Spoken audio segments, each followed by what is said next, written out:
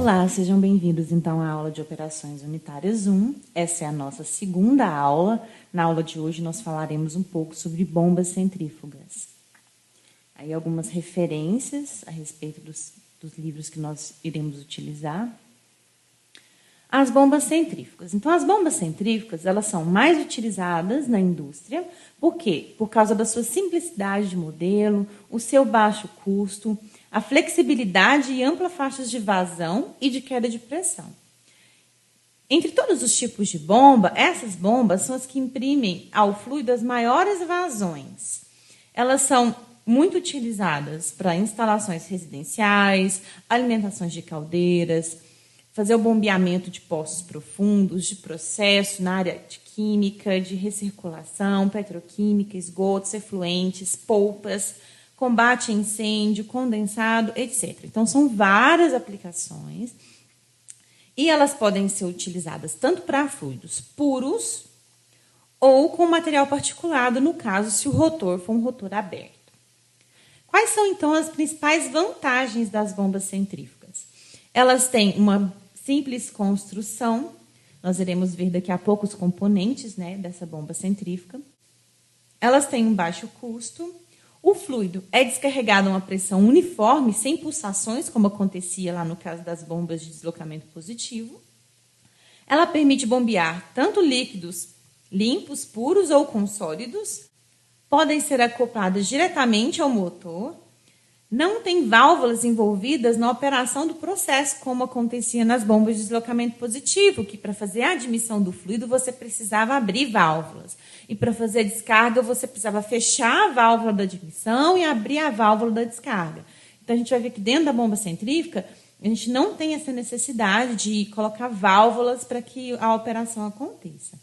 Os custos de manutenção das bombas centrífugas são menores. E a operação da bomba, se ela estiver operando da forma correta, a operação vai ser aí silenciosa. Dentre as principais desvantagens, nós vamos ver que, pelas bombas centrífugas trabalharem a altas vazões, elas não servem para trabalhar a altas pressões, tá? Então, elas estão sujeitas à incorporação de ar, e elas vão precisar do que a gente chama de escova. Então, daqui a pouco a gente vai explicar o que seria essa escova. Elas têm um baixo rendimento mecânico, ou seja, a energia que o eixo está entregando ali para a bomba, nem toda essa energia ela é convertida em energia hidráulica, nem toda essa energia é transmitida ao fluido. Por quê? Porque a gente vai ver que tem uma perda de carga grande dentro dessa bomba. Não apresentam boa eficiência para líquidos muito viscosos. Então, a gente já viu que bombas para utilizar com fluidos muito viscosos são preferenciais às bombas rotativas que são de deslocamento positivo, sendo que as bombas centrífugas não são aí muito indicadas.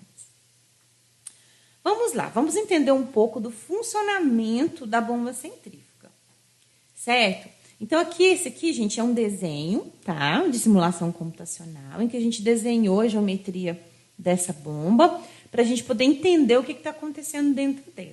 Então, a gente tem aqui, essa aqui é a entrada, que é a sucção, tá? Dentro aqui tem um eixo que vai rodar essas pás que estão dentro da bomba, ok? Essas pás vão rodar, vão entrar em contato com o fluido, vão lançar o fluido rumo à parede e vão fazer a descarga. Basicamente é isso. Esse gráfico aqui, ele está colorido, é um contorno colorido por pressão. Então, onde está rosa e vermelho aqui são as maiores pressões e onde está azul são as menores pressões, certo? Então, vamos lá. O movimento das pás, que estão aqui, essas pás, ou as palhetas, desse rotor que a gente chama, eles vão lançar o líquido para a periferia, ou seja, para o rumo aqui da carcaça, tá? Por meio da ação da força centrífuga. Então, quando esse rotor rodar, ele vai fazer esse lançamento do fluido para cá. Então, eu vou ter a ação da força centrífuga. E esse deslocamento de fluido do meio para as periferias vai fazer com que aqui nessa região central aconteça, então, uma redução da pressão. A gente pode ver que está de azul. E essa redução da pressão na sucção é o que faz realmente a admissão do fluido para dentro da bomba. Ou seja, estou vindo aqui na tubulação, com uma pressão maior, eu encontro, então, na sucção da bomba, essa região de baixa pressão. A gente já sabe que o fluido sempre escoa da maior pressão para menor pressão, e aí eu faço essa sucção, certo? Então, o líquido vai entrar para dentro aqui do rotor e vai descarregar o fluido, né? Quando eu fizer essa descarga aqui e aqui nessa região de recalque, ele vai estar com acréscimo de energia cinética, certo? Então, esse outro gráfico aqui está mostrando para a gente o perfil de velocidade do fluido dentro da bomba. Ou seja, vocês podem ver de vermelho que aquele fluido que está em contato com a pá do rotor, ele tem uma velocidade alta, porque o rotor está em movimento. Então, aqui a gente tem as regiões de alta velocidade, tá? E aí eu vou mandar esse fluido aqui para as paredes, né, para as paredes aqui onde está a carcaça da minha bomba. Ok, o que acontece então aqui quando eu jogo o líquido para essa extremidade aqui, que é entre o rotor e a carcaça da bomba? Vocês podem ver aqui, ó, que essa área em que o fluido vai escoar, ó, ela está aumentando, tá vendo? Esse diâmetro aqui, certo? Então, esse aumento progressivo que a gente tem nessa área de escoamento vai fazer com que a energia cinética, né, que o fluido recebeu aqui em contato com a pá, seja transformada em energia de pressão, certo? Então, vamos entender um pouco sobre os componentes da bomba centrífuga. Aqui nós temos, então, a carcaça, tá? A gente tem um desenho aqui da bomba. Então, a gente tem aqui essa parte de vermelho, aqui, é a carcaça da bomba, certo? A carcaça da bomba, a gente fala que ela é do tipo voluta, ou seja, é isso que eu tinha falado para vocês, ó, que essa áreazinha aqui, ela vai aumentando, tá? Essa distância entre o rotor e a carcaça vai aumentando progressivamente até a descarga, certo? E isso é o que realmente transforma a energia cinética em energia de pressão, ok? Aqui a gente pode ver outras partes aqui da bomba, né? A gente tem essa parte interna aqui, que é o rotor, que a gente vai falar agora. A sucção se dá naquele tubo que vem aqui no meio, tá? Esse rotor tem pás, e a gente vai ver que a gente tem vários tipos aí de rotores, tá? Então, o rotor é aquele componente da bomba que é responsável por imprimir a velocidade para o líquido. Ele pode ser do tipo aberto ou fechado. Então, a gente tem aqui o tipo aberto, certo? O semi-aberto e o fechado. Tá vendo que o fechado tem essa paredinha aqui de proteção, tá? Onde as pás ficam dentro. Esse rotor fechado, ele é mais eficiente nessa transmissão aí da energia para o fluido. Mas ele é indicado para escoamento de líquidos sem partículas, tá? De líquidos puros. Não pode ter aí substâncias em suspensão. Quando o material, então, a ser deslocado é composto por pastas, lamas, esgoto sanitário, é mais indicado, então, o uso do rotor aberto, apesar dele ter um rendimento aí, menor. O tipo de rotor, ele também pode definir o tipo de escoamento. Então, se o meu rotor for um rotor axial, como a gente está vendo nessa imagem aqui, a descarga do fluido na periferia vai se dar de forma axial, tá? Axialmente. Ele é mais adequado para altas vazões e desenvolve baixas pressões. O tipo radial, ele faz a descarga do fluido na periferia de forma radial, certo? Ele vai desenvolver maiores pressões, mas só é adequado para baixas vazões. E a gente tem aí o tipo misto, tá? Então, o tipo de bomba centrífuga com rotor misto, ou que eles vão chamar às vezes também de bomba mista, ele vai incorporar, então, características dos dois tipos de escoamento. Então, ele vai conseguir chegar a pressões e vazões moderadas. Alguns outros componentes aí da nossa bomba centrífuga, tá? Aqui nós temos um desenho, um esquema mostrando aqui a nossa bomba. Então, aqui nós podemos ver, inicialmente, né, o bocal da sucção, que é aquele tubo que vem aqui. A gente pode ver aqui de azul a parte da carcaça, tá? Que é aí, a gente falou que é do tipo voluta, certo? Aqui.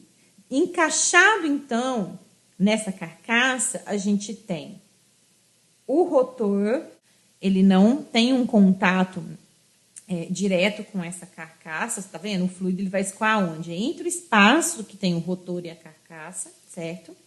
Esse meu rotor que aqui tá de amarelo, ele que é o impulsor, tá? Ele é, então, encaixado aqui no eixo, certo? Então, a gente tem aqui o eixo, que vai ser encaixado aqui de cá no motor. Então, os anéis de desgaste. Os anéis de desgaste, eles impedem o retorno do líquido. Eles vão evitar o desgaste e a necessidade de substituição de peças mais caras, como o rotor e a carcaça. A gente viu aqui em vermelho, né, o eixo. O eixo é que transmite o torque do motor para o rotor. Ele deve, então, ser construído de um material que suporte, então, variações, tanto de temperatura quanto a fadiga. Nós temos aí também aqui a caixa de gachetas, né, que pode ser de amianto grafitado, por exemplo. Ela vai impedir o vazamento de líquido, onde o eixo vai atravessar a carcaça. Então, nós temos aqui o nosso eixo, tá? A carcaça aqui, a gente precisa fazer essa selagem entre o eixo, tá? E a parte onde vai ter o escoamento do fluido. Para esse eixo rodar e ele rodar de forma alinhada, nós temos aí os rolamentos ou os mancais. Eles vão dar o suporte para o eixo, vão manter o eixo alinhado com peças estacionárias, né? Ele vai dar estabilidade para o rotor e vai reduzir aí tensões e vibrações. Ok, para fazer então a seleção do tipo de bomba. Então, quando mais de um tipo de bomba preencher esses requisitos, é preciso, então, fazer um estudo técnico e econômico. No entanto, pessoal, a gente vai ver que tem algumas aplicações que já estão consagradas na literatura para determinados tipos de bombas. Por exemplo, se eu quero fazer dosagem, eu utilizo bombas de deslocamento positivo. Por quê? Porque são bombas volumétricas. Elas vão conseguir mandar sempre a mesma quantidade de fluido a cada golpe ou cada giro, ok? Então, por exemplo, a adição de flúor em quantidades definidas, né, numa bomba de abastecimento de água na sua cidade, geralmente, assim, quase exclusivamente, é feito aí por bombas de deslocamento positivo, que são bombas volumétricas. Quando a gente trabalha com fluidos viscosos, geralmente utiliza-se bombas rotativas, né, para transportar, por exemplo, óleos viscosos, melaços, tintas. Então, para fazer esse transporte, já é consagrado aí o uso de bombas rotativas. As bombas centrífugas, elas são mais aplicadas quando? Quando eu preciso de altas vazões, certo? Tá aí como exemplo, né, o transporte da água, a adução de água de um rio para a estação de tratamento, por exemplo. A gente tem aqui um gráfico que nos ajuda um pouco a respeito de como fazer a seleção da bomba, né, considerando aí a altura, ou seja, a carga que essa bomba deve ter, tá? E a vazão de trabalho que eu quero na minha operação, certo? A gente pode perceber o quê? Que quando eu quero vazões baixas, mas eu quero altas pressões, eu vou trabalhar preferencialmente aí com essas bombas rotativas e alternativas. A gente vai ver que as bombas centrífugas, né, as axiais têm aí as maiores vazões, tá? E a gente vai ter também aí as radiais e de fluxo misto. Então, a gente pode ver que as bombas centrífugas, elas conseguem fazer operação aí para moderadas vazões e quedas de pressão. A gente já viu na aula passada, né, como selecionar bombas de deslocamento positivo. Para fazer, então, a seleção de bombas, no caso aqui da bomba centrífuga, vai ser mais ou menos da mesma forma.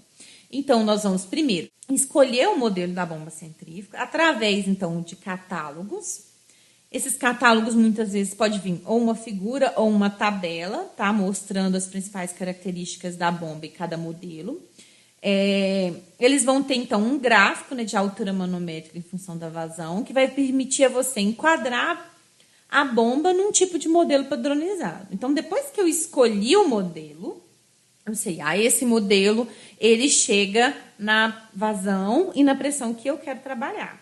E aí você, então, vai abrir o quê? A curva característica daquele modelo de bomba que você fez a seleção, ok? E lá você vai pegar, então, as demais especificações. Para que a gente consiga entender bem essa seleção das bombas centrífugas, a gente precisa ir aprender ou revisar, né, alguns conceitos que são importantes, como, por exemplo, o caso do NPSH requerido, que eu falei na aula passada para vocês, o NPSH disponível, a cavitação e outros conceitos. Para a gente entender né, essa questão da energia que eu preciso, requerida na entrada da bomba, eu preciso fazer um balanço de quantidade, então, de movimento, para que eu consiga, então, saber como que essa energia está variando entre os pontos aí 1 e 2. Nós temos aqui a equação de Bernoulli. A gente sabe, então, que a equação de Bernoulli é para um fluido ideal. O que é um fluido ideal? É aquele fluido que não existe, pessoal. É aquele fluido que não tem viscosidade, certo? Todos os fluidos possuem uma viscosidade. Então, assim, essa equação, ela é aquela equação que só seria possível se o fluido fosse ideal, ou seja, ele não tivesse viscosidade, e porque ele não tem viscosidade, ele não tem perdas de energia na hora que se escoa, ok? Então, o que a gente pode ver? Que a gente consegue, então, que existem 3 tipos de energia, né, que vão atuar sobre o fluido para promover o escoamento dele. Então, a gente tem aqui as diferenças de velocidade entre um ponto e outro, tá? Então, variação da velocidade do fluido. A gente tem aqui a variação da pressão, ou seja, a energia para promover o fluido de um nível de pressão até o outro, né? Sempre da maior pressão para a menor pressão. E aqui a energia para levar o fluido a uma determinada altura, ΔZ, ok? Então, a gente sabe que a energia... O que essa equação está me dizendo? Que a energia não se perde. Por quê? Porque se eu consigo transformar a energia de... Eu consigo transformar, por exemplo, a energia de velocidade na de pressão e a de pressão na de potencial, de forma que eu não, somando todas, sempre vai dar 0. Uma vai meio que compensar a outra se houver alguma transformação. Mas a gente sabe que isso não é real, né? Porque o fluido tem uma viscosidade. Então, o que acontece? A gente vai pegar essa equação aqui, entre um ponto 1 e 2, e nós vamos falar que essas mudanças de energia aqui não vão ser igual a 0. Por quê? Porque vai existir um termo que vai contabilizar, então, a perda de carga do meu sistema devido ao atrito que vai existir para o fluido sair entre um ponto 1 e 2, ou seja, vai perder energia por atrito nesse deslocamento do fluido, porque o fluido é um fluido real, ok?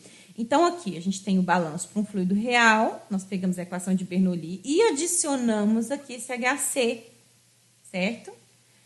Daqui para cá, pessoal, o que eu fiz também? Ó? Eu dividi por G, que é a gravidade, certo? Então, aqui eu dividi por G, aqui por G, e aqui por G o G cortou, sobrou só o ΔZ, que aqui está em termos de H1 e H2, tá? Esse símbolo aqui, ele é o meu ρg, certo?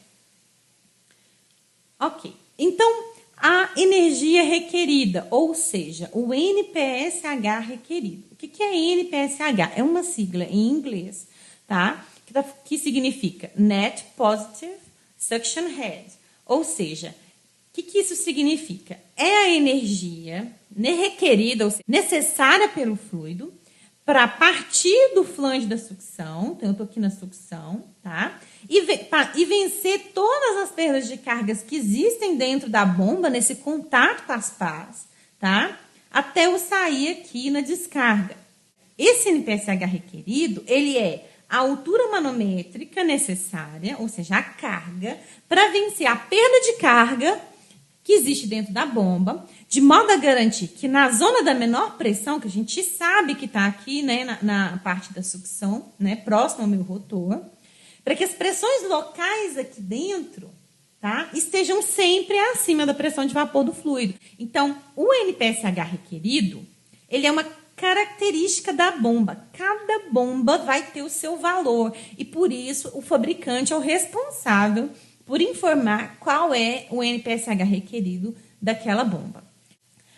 A energia disponível, o NPSH disponível, é quem? É a quantidade de energia que o líquido possui, a qual deve ser superior à pressão de vapor, então, do fluido bombeado, e cujo valor depende das características do sistema e do fluido.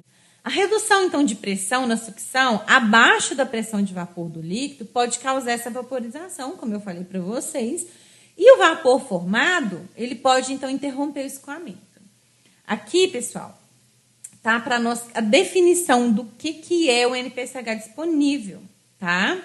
É a pressão, então, no ponto 2, dividido por ρg, mais V2 sobre ρg, menos a pressão de vapor sobre ρg, certo? Então, esse aqui vai ser, por definição, o nosso NPCH disponível. Para que aconteça um bom funcionamento da minha bomba, a energia disponível que eu tenho, tá? Ela tem que ser maior do que a energia que eu sei que ela vai perder dentro da bomba. Então, o NPCH requerido é o tanto de energia que eu sei que vai perder dentro da minha bomba. E o NPCH, então, disponível é a real quantidade de energia que eu tenho no meu sistema, tá? Isso vai depender, então, do sistema, ou seja, do diâmetro da tubulação, das características dessa tubulação, da rugosidade dela, de quais são os acidentes que tem na minha linha, certo? Então, vai depender do sistema. Então, qual é a energia que eu tenho disponível para eu fazer esse escoamento entre um ponto e outro? Sabendo que eu vou ter que perder essa quantidade requerida dentro da bomba. Por isso que eu tenho que ter uma quantidade disponível a mais. Então, a gente já viu a definição do NPCH disponível. E agora a gente vai aprender como fazer a dedução para uma bomba afogada. Então, vamos lá. O que é uma bomba afogada? É quando o reservatório, então, da sucção está acima do nível da bomba. O ponto 1 é aquele ponto, né, dentro do meu reservatório.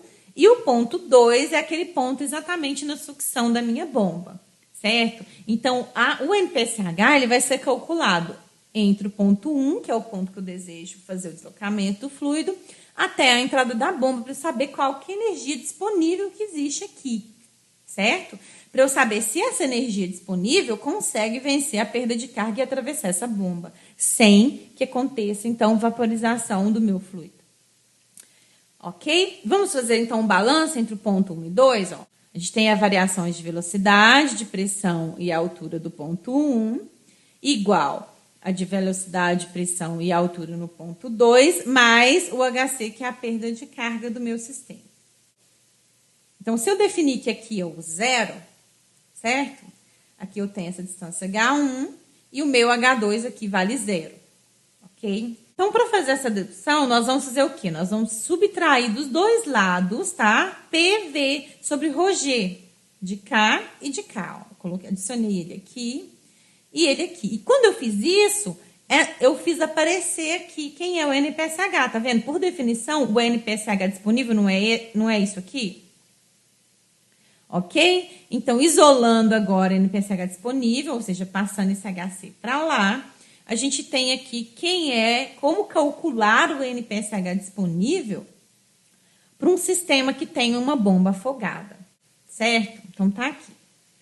A mesma coisa a gente pode fazer para uma bomba não afogada. O que é uma bomba não afogada? É quando o reservatório da sucção está abaixo do nível da bomba, certo? Então, ó, se aqui está o zero, tá? O H1 está no ponto zero e a gente tem essa altura H2.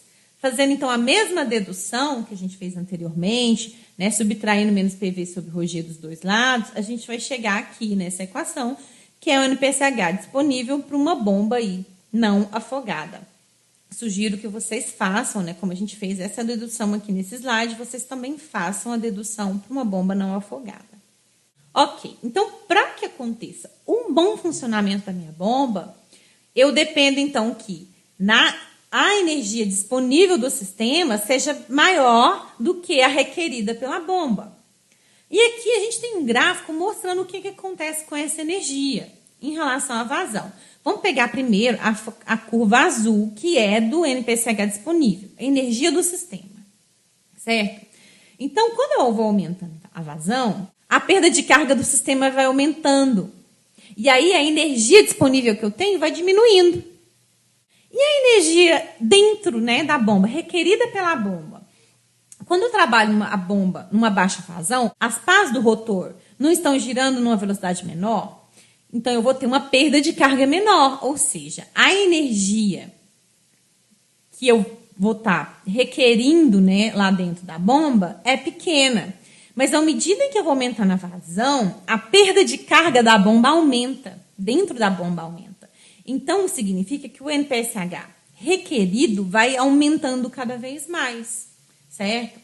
Para que aconteça, então, esse bom funcionamento da minha bomba, eu tenho que operar aqui, nessa região em que o NPSH disponível está maior do que o requerido.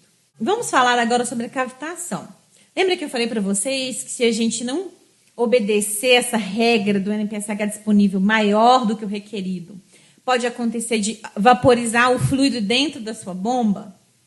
Então, é isso que nós damos o nome de cavitação.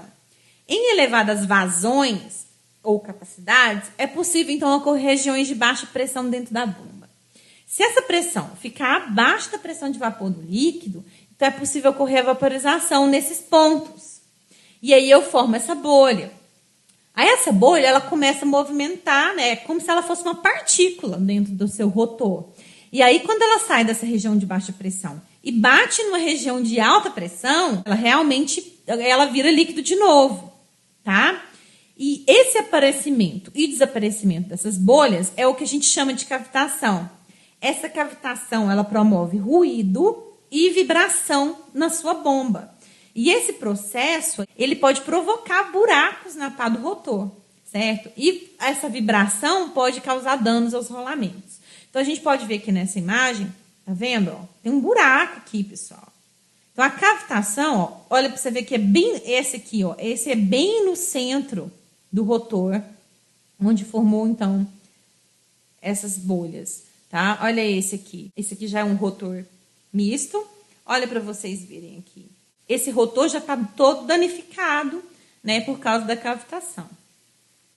Então, o que eu poderia fazer para resolver o problema da cavitação numa bomba aí, que já está instalada? A bomba já está montada, né? Quais medidas você poderia tomar, certo?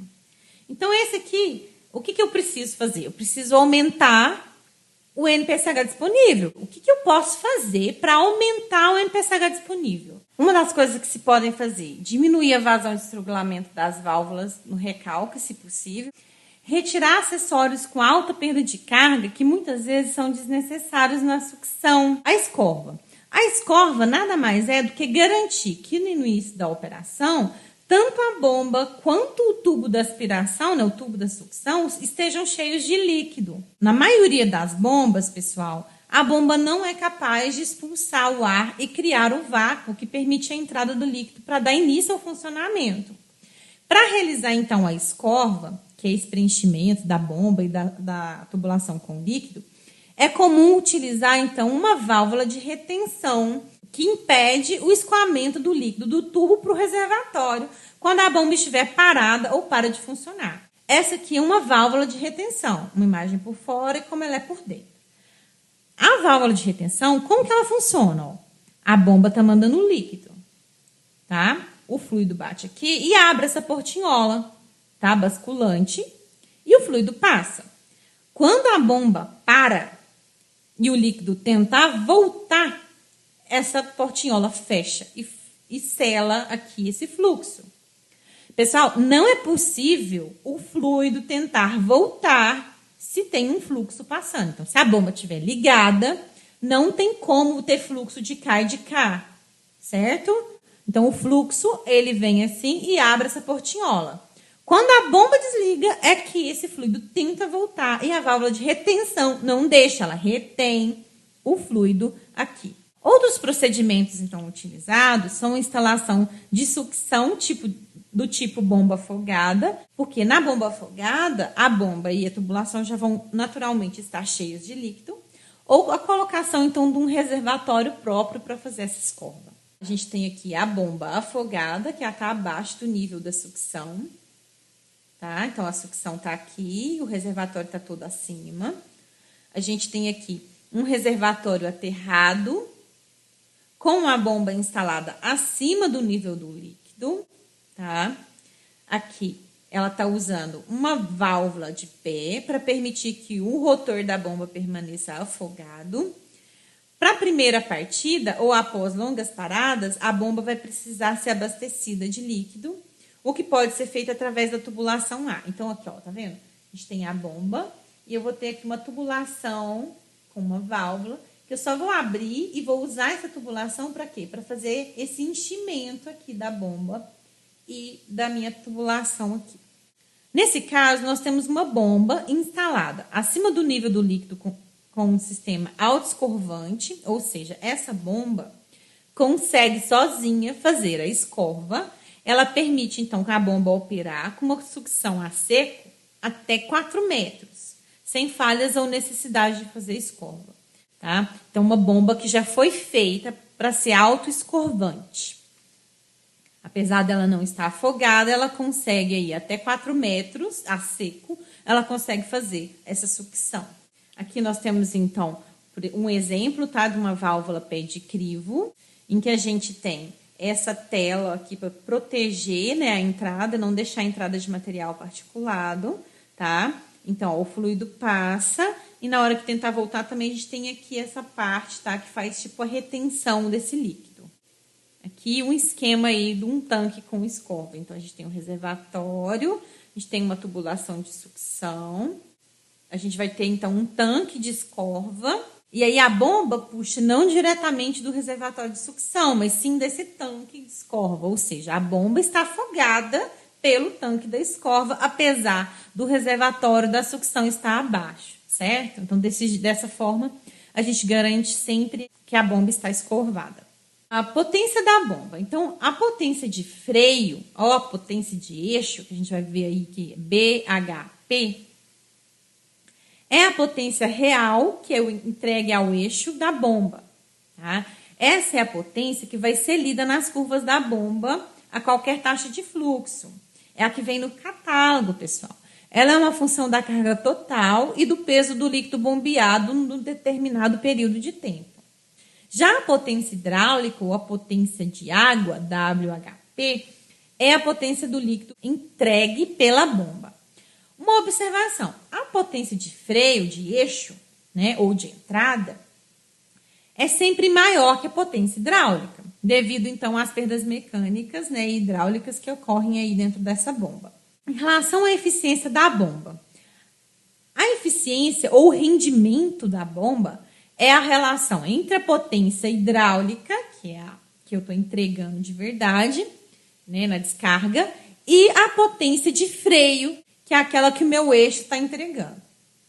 Então, vou chamar aqui o pH de potência hidráulica e o P de potência consumida pela bomba. Então, o rendimento é essa relação, né, da potência hidráulica pela potência de eixo. A gente pode ver aqui um gráfico desse rendimento em função da minha vazão. E a gente pode ver que tem uma curva de rendimento, que vai ter um ponto ótimo né, de operação de vazão, em que eu vou ter um maior rendimento aí da minha bomba. Então, a bomba ela vai transformar a energia mecânica do eixo numa energia hidráulica cedida ao fluido, mas existem limites para essa transformação energética. Então, o rendimento ele vai aumentar até atingir um ponto máximo, né, que é essa vazão aqui, ótima, por exemplo. E aí, a partir dela, o rendimento da bomba vai diminuir e a gente vai ter aí perdas energéticas. Então, a curva da bomba. O que é a curva da bomba, pessoal? É o gráfico de variação da capacidade, ou seja, da vazão com a pressão, para uma bomba em particular, para aquela bomba que você leu, daquele modelo, daquele fornecedor que está no catálogo. Tá? Define aí a curva característica de desempenho da bomba. É a que vai ser fornecida pelo fabricante. Já a curva do sistema é aquela curva que a gente vai ter a capacidade em função da pressão necessária para qualquer sistema, que vai ser então definido com a ajuda de um gráfico que a gente vai chamar de curva do sistema. O ponto de operação da sua bomba é justamente o ponto em que a curva da bomba se encontra com a curva do sistema, certo? Então, o sistema de bombeamento ele vai operar no ponto da interseção da curva da bomba com a curva do sistema. Esse é o ponto operacional do meu processo. Porém, é impossível que um ponto operacional atenda todas as condições operacionais que você deseja. Por exemplo, quando a válvula da descarga é estrangulada, você vai estar alterando a curva do sistema.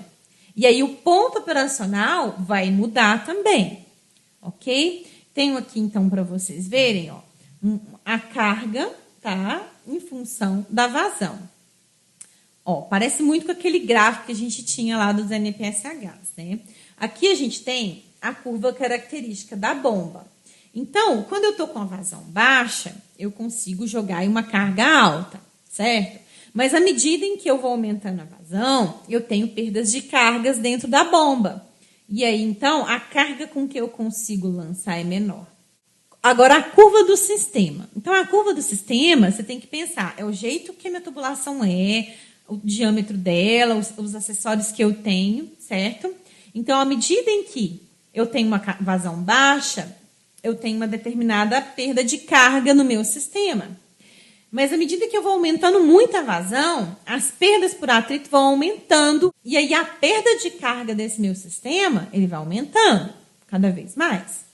Certo? E aí quando elas encontram, então eu tenho o meu ponto de operação. Ok, vamos ver aqui o que aconteceria então se eu tivesse uma tubulação velha. O que acontece com a curva do sistema? Então, quando a gente fala da tubulação, nós estamos falando do nosso sistema. Se a tubulação ficou velha, o que aconteceu? A perda de carga aumentou, certo?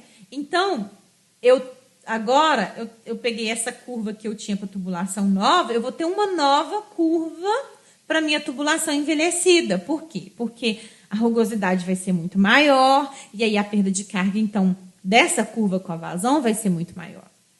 Tá? Então, o que eu mudei aqui? Ao mudar a curva do sistema, mudei também o meu ponto de operação. Então, para uma tubulação mais envelhecida, eu vou não vou conseguir operar nesse ponto aqui com vazões tão altas quanto eu poderia operar se eu tivesse com uma tubulação nova, por exemplo.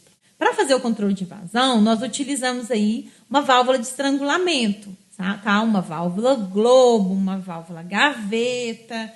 Nós temos aí válvulas de controle de vazão para fazer controle mesmo, tá? De vazão pneumáticas e por aí vai. Quando eu falo controle aqui, não necessariamente é um controle mesmo automático. Pode ser uma regulação manual, tá? Então, é como se fosse regular essa vazão. Nesse processo de regular a vazão, após a saída da bomba, a gente insere, então, uma válvula cuja função dela é alterar a vazão pela redução do diâmetro, acarretando, então, um aumento da perda de pressão, tá? Na curva do meu sistema. A rotação da bomba vai ficar inalterada e a potência consumida vai aumentar para suprir, então, essa necessidade aí desse aumento de carga que eu coloquei. Então, aqui a gente tem um exemplo desse. Nós temos aqui um gráfico mostrando o que acontece. Então, eu tenho a minha curva da bomba e tenho aqui, inicialmente, a minha curva do sistema para a válvula aberta.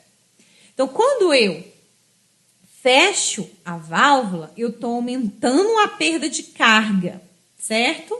Então, a bomba vai sentir essa perda de carga e, automaticamente, ela vai mandar menos fluido, ok? Isso vai mover essa curva aqui do sistema para a válvula parcialmente aberta para esse ponto de operação aqui, que tem uma vazão menor, ok? Então, alguns fatores, por exemplo, que alteram a curva do sistema, tá? Sem ser esse aqui, por exemplo, do uso da válvula. A natureza do líquido bombeado. Então, se eu mudei o líquido, eu mudei a densidade, eu vou alterar a curva do sistema. A temperatura do líquido, a variação da altura estática, a pressão dos reservatórios de sucção e descarga, as características ou alterações, qualquer alteração que você fizer, então, na tubulação, um novo acessório que você colocar, você pode estar alterando, então, essa curva do sistema, tá? Lá em fenômenos de transporte, vocês já fizeram uma prática, né, no laboratório, de encontrar a curva da bomba e encontrar a curva do sistema, ok? Então, variando a rotação da bomba. O que acontece, então, quando eu quero fazer um controle de vazão, mudando a rotação da bomba? Por exemplo, lá no meu laboratório, a gente tem uma bomba, que é uma bomba peristáltica, né? Ela é uma bomba de deslocamento positivo, né? Volumétrica. Como que a gente faz, então, para mudar a vazão de trabalho? Eu uso, geralmente, pessoal, um inversor de frequência. O inversor de frequência, ele vai permitir você a variar a rotação dessa bomba. Então, a potência consumida pela bomba vai variar com o cubo da rotação, afetando o motor que aciona a bomba no seu rendimento. Então, quanto menor a rotação da bomba, menor a potência no eixo da bomba, menor a potência na saída do motor. Uma redução de uns 10% na velocidade da bomba acarreta numa diminuição de 27% na potência consumida pela bomba. A vazão, diretamente proporcional à velocidade, vai ter, então, a mesma redução percentual de velocidade de 10%. Aqui é só para a gente ver, tá? Como ficaria aí a questão das potências em relação à minha rotação, que é o N, que é o número de rotações por minuto. E a gente pode ver aqui a nossa curva, tá? Eu tenho aqui a carga e eu tenho aqui a curva do sistema. Então, nesse caso, eu quero controlar a vazão, eu não vou mexer com a curva do sistema. E eu vou mexer, no caso, com a curva da bomba. Não modificando a geometria da bomba, mas modificando a rotação dela. Então, aqui, quando eu tenho uma determinada rotação, certo? Se eu diminuo essa rotação para uma rotação 2, né? Então, a rotação 1 é maior que a rotação 2. Se eu faço uma diminuição da rotação, eu mudei essa curva, tá? Aqui. E eu estou conseguindo aí trabalhar agora com uma vazão menor do que aquela que eu desejava trabalhar. A associação de bombas. Então, a gente pode trabalhar com mais de uma bomba, tá? A gente pode fazer associações em paralelo e em série. As associações em paralelo são quando? Quando eu coloco duas bombas trabalhando em paralelo. Então, eu vou ter entrada de líquido aqui e aqui. E depois eu junto essas duas correntes. Ok? Então, QI aqui é uma bomba isolada. Certo? Quando eu trabalho com bombas em paralelo, para uma mesma altura manométrica, as vazões vão se somar. Então, digamos que eu tenho duas bombas iguais aqui, trabalhando uma vazão QI, certo?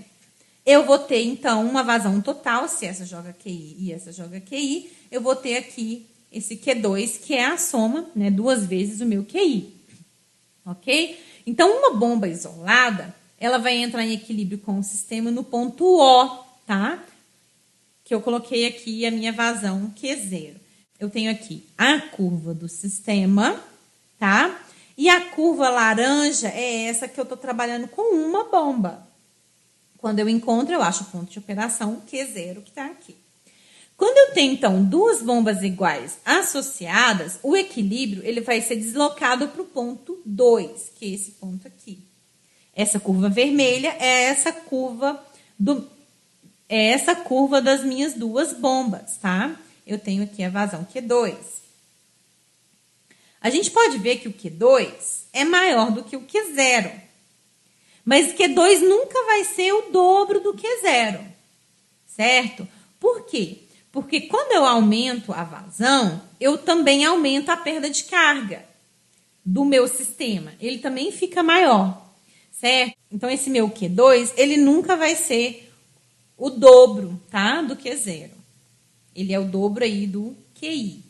Que seria quando eu tenho uma bomba trabalhando nessa vazão nova do ponto de operação aqui, ó. Em condições normais, cada bomba vai operar, então, no ponto QI, que seria este aqui, tá? Então, cada uma das bombas vai operar no ponto QI com essa vazão QI individual aqui. Considerar, então, a potência consumida e o NPCH requerido para a curva individual no ponto I. Quando que é comum a gente trabalhar em paralelo? Né? Em sistemas, por exemplo, de abastecimento de água, de esgotamento ou de serviços industriais, principalmente aí para capacidades idênticas. É mais viável quando essa vazão de projeto for muito elevada. Então, a gente viu que quando a gente trabalha em paralelo, a gente soma as vazões, né? Que é mais ou menos isso que a gente precisa quando a gente tem um abastecimento de água. A gente precisa que aquela casa de bombas ali seja capaz de mandar água para vários pontos da cidade, né? Então, ela precisa aí trabalhar com vazões elevadas. Ou, por exemplo, no caso em que a variação da vazão for perfeitamente pré-determinada em função de necessidade de serviço. Então, no caso aí de altas vazões, né? Essas bombas em paralelo vão permitir, como vantagem,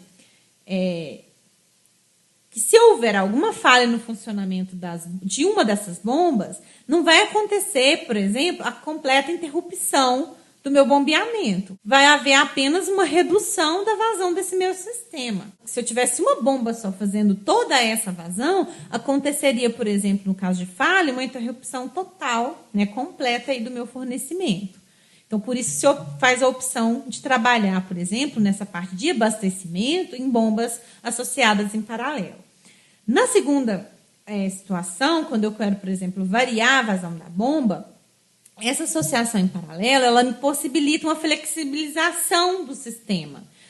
Pois, como a vazão é variável, nós podemos aí retirar ou colocar bombas, tá, em função das necessidades, sem ter um prejuízo aí da vazão requerida. Quando trabalhamos aí com bombas associadas em série, quando as bombas estão associadas em série, ou seja, eu tenho uma e depois a outra, eu tenho uma bomba, depois a outra, viu? A mesma tubulação que passa aqui, passa na outra, passa na outra. O que acontece, pessoal? A vazão que entrou aqui, a vazão que sai, a vazão é a mesma, ok? Então, as vazões se mantêm e o que eu faço? Eu somo as alturas manométricas totais. Então, aqui a gente tem a curva da bomba quando eu trabalho com uma bomba. E aqui a gente tem quando eu trabalho com duas bombas, tá? Então, na verdade, eu vou o quê? Eu vou somar as duas cargas. Então, a gente tem aqui que o ponto IK é 2 vezes o IJ, certo? E esse ponto aqui, LN,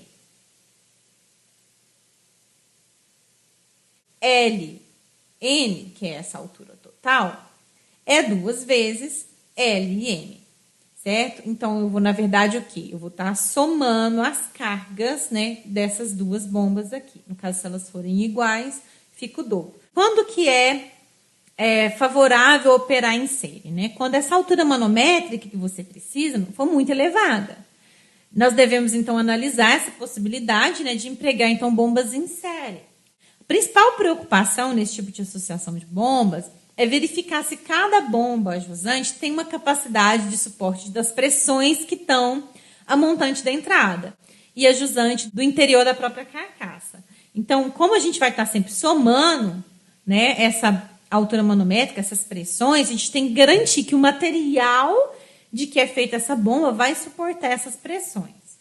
Para uma melhor operação do meu sistema, é aconselhável aí a associação de bombas idênticas, porque aí você facilita, né, o procedimento, flexibiliza a manutenção e a reposição de peças dessas bombas. Então, essa foi, então, a nossa segunda aula. Aqui para vocês algumas atividades, né, da aula 2, algumas atividades individuais, né. Vou postar para vocês alguns vídeos para vocês complementarem o aprendizado aí a respeito de bombas centrífugas.